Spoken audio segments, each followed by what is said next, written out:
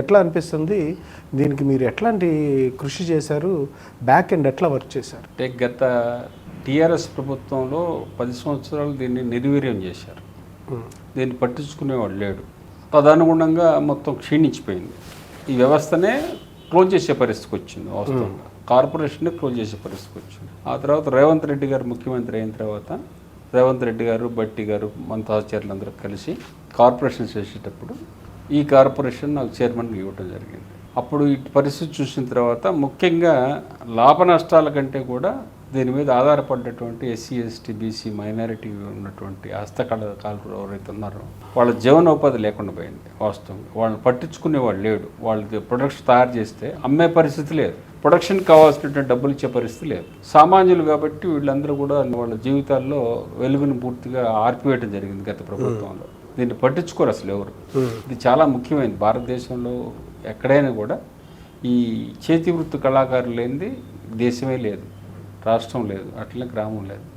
కుండల దగ్గర నుంచి ఎక్కడి దాకైనా కూడా. కాబట్టి దాన్ని మేము ఏం చేయాలి అనే దాని మీద ఒక పెద్ద నిర్ణయం తీసుకొని మా ఎండి శైలజ మేడం గారు వీళ్ళంతా మా మేనేజర్స్ తర్వాత స్టాఫ్ అందరూ అహర్నిశలు కృషి చేసి దీనికి మంచి పేరు, తర్వాత వాళ్ళకి జీవనోపాధి కల్పించటం, అలాగే మా కార్పొరేషన్ షోరూమ్స్ని కూడా మంచిగా ఒక షోరూమ్ 20 కోట్ల వరకు స్టాక్స్ ఇవన్నీ కూడా పెద్ద ఎత్తులో నిలదొక్కుకోవడం జరిగింది.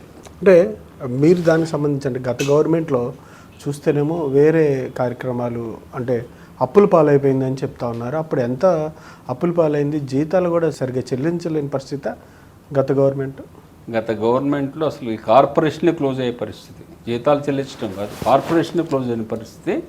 తదనుగుణంగా ఈ ఆర్జెంట్స్ ఎవరైతే ఉన్నారో హస్తకళాకారులు వాళ్ళని పట్టించుకుని వాళ్ళు లేడు. వాళ్ళు వేరు వేరే రూట్లో కూలికి పోవటం, నానా రకాలైన ఇబ్బంది పడుతున్నారు. నేను చాలా గ్రామాలు తిరిగాను, చాలా యూనిట్స్ తిరిగాను.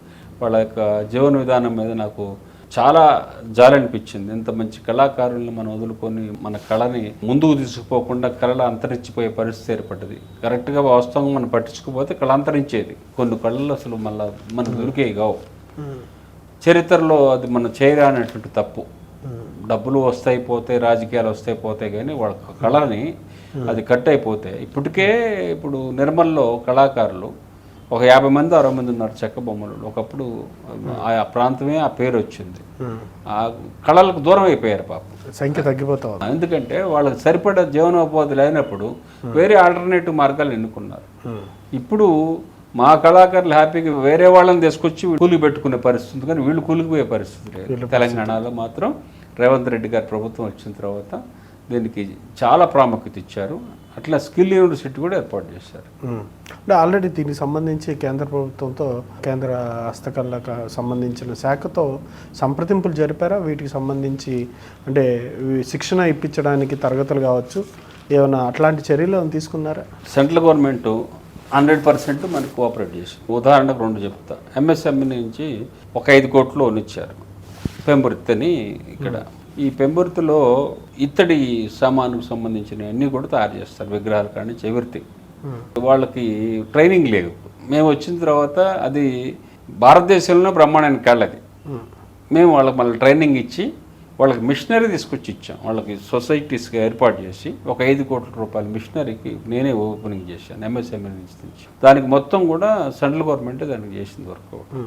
దాని ద్వారా ఒక 400 మంది ఎంప్లాయీస్ అక్కడ జీవనోపాధి వచ్చింది. అంటే హైదరాబాద్కి వచ్చి పాలిషింగ్ చేసుకొని వాళ్ళని డబ్బులే. ఇప్పుడు పాలిషింగ్ వాళ్ళు రూపాయి ఖర్చు పెట్టే పనిలే. అక్కడనే వాళ్ళకి మీరు పోతా ఉంటే రోడ్డు ఎమ్మట్లో ఉంటుంది లెఫ్ట్ సైడ్ పెద్ద బిల్డింగ్ కట్టించి దాంట్లో ఇవన్నీ కూడా ఈ ఎక్విప్మెంట్ అంతా పెట్టి వాళ్ళకి ఓపెనింగ్ చేసి ఒక చెప్పి వాళ్ళు బ్రహ్మాండంగా రన్ చేసుకుంటున్నారు. ఇప్పుడు 400-500 పోయి 4-5 మంది దాకా వచ్చారు కళాకారులు.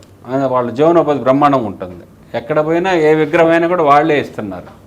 కాబట్టి మాకు చాలా హ్యాపీ.